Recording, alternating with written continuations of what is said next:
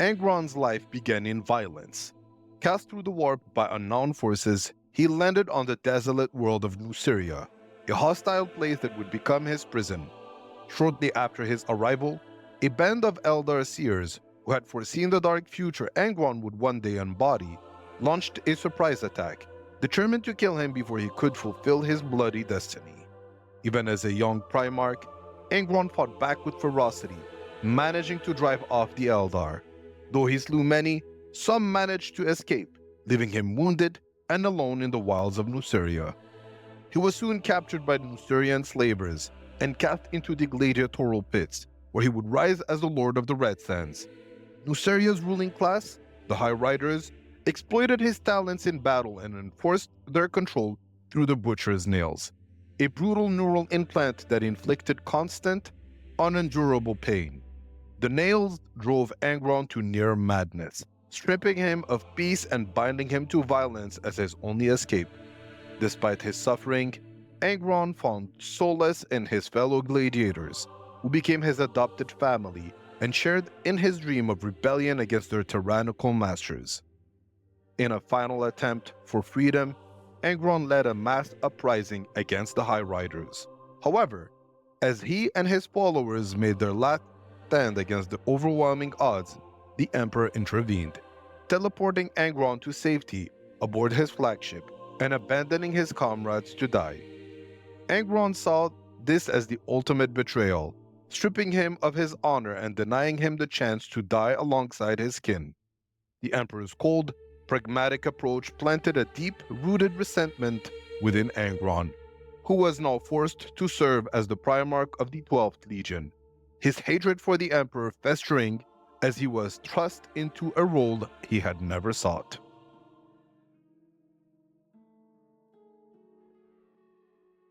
Upon joining the 12th Legion, known as the Warhounds, Angron found them disciplined yet lacking the fury he valued. He renamed them the World Eaters and immediately imposed his brutal philosophy upon them. Angron demanded that his sons share his pain, ordering the Butcher's Nails to be implanted into the minds of his Astartes. Although the procedure drove many mad or killed them, those who survived became berserker warriors, embracing the Legion's new identity as harbingers of terror and unrelenting destruction. With Angron at their head, the World Eaters became infamous across the galaxy for their merciless assaults and the fear they instilled in those they conquered. Angron's role in the Great Crusade was marked by devastating efficiency and ferocity.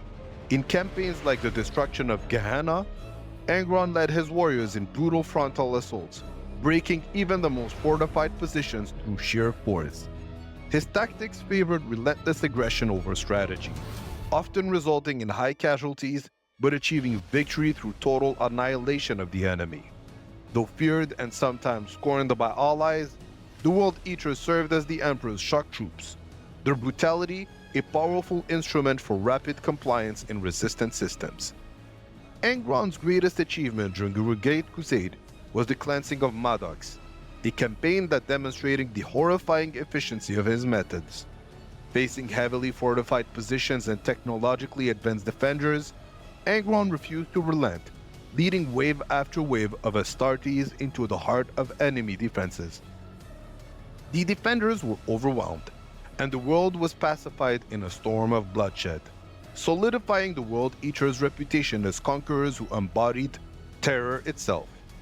Among his Primarch brothers, Angron's relationships were strained and often adversarial. His disdain for authority and his unrelenting fury alienated him from more disciplined leaders like Roboute Guilliman of the Ultramarines, who saw the World Eaters' practices as dishonorable. His most significant confrontation was with Leman Russ of the Space Wolves during the infamous Night of the Wolf. Russ attempted to intervene and curb the growing instability of the World Eaters, but Angron saw this as a challenge, nearly resulting in a deadly confrontation.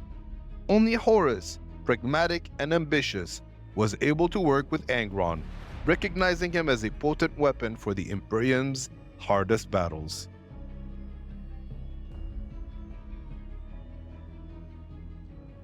When Horus rebelled, Angron joined him without hesitation. viewing it as a chance to defy the Emperor who had betrayed him. During the Istvan III atrocity, Angron led the World Eaters in a brutal purge of loyalist Astartes.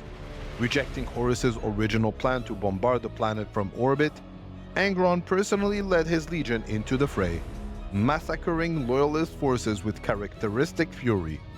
This direct, overwhelming assault solidified his legion's alignment with Horus, and the atrocities committed marked the beginning of their descent into madness. At the Dropsite massacre on Istvan V, Angron's bloodlust was unleashed in full. Alongside his fellow traitor legions, he led devastating attacks on the loyalist legions who had come to stop Horus. The World Eaters, driven by the Butcher's Nails, fought with reckless abandon, slaughtering thousands of loyalists. This battle further eroded Angron's connection to any humanity, as he and his warriors became increasingly dependent on violence, their bond with Khorne, the Chaos God of Blood, growing stronger.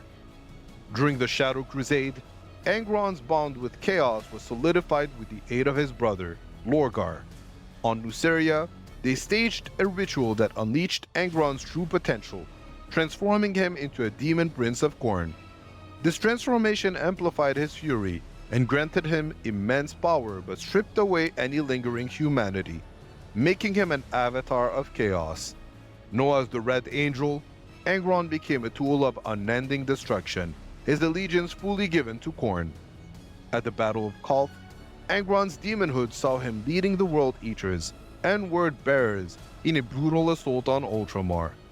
Although his presence was overwhelming, he was met with fierce resistance from the Ultramarines and forced to retreat.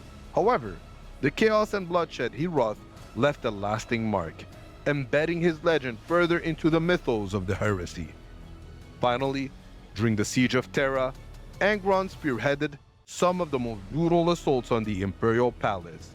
As described in Echoes of Eternity, Angron faced Sanguinius, Primarch of the Blood Angels, in a bloody confrontation that symbolized the clash between honor and corruption.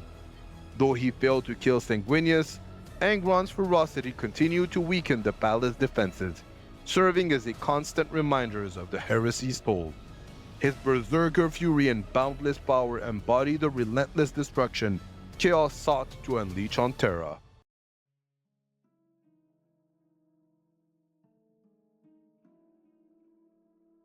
Angron's life is one of profound tragedy, a tale that might have taken a different course had the Emperor approached him with greater understanding.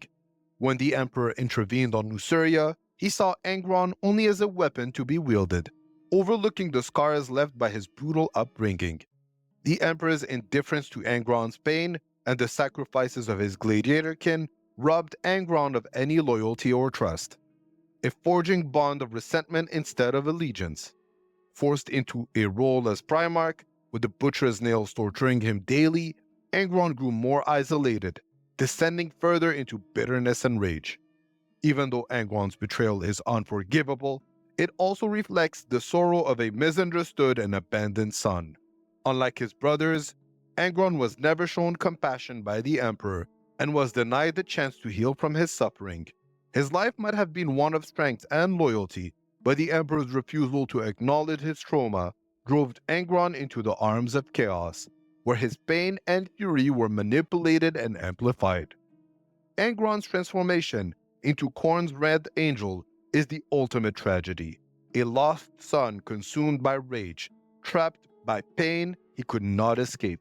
His tale serves as a grim reminder of the consequences of a father's neglect, a once proud warrior bound eternally to chaos, his loyalty replaced by endless bloodshed.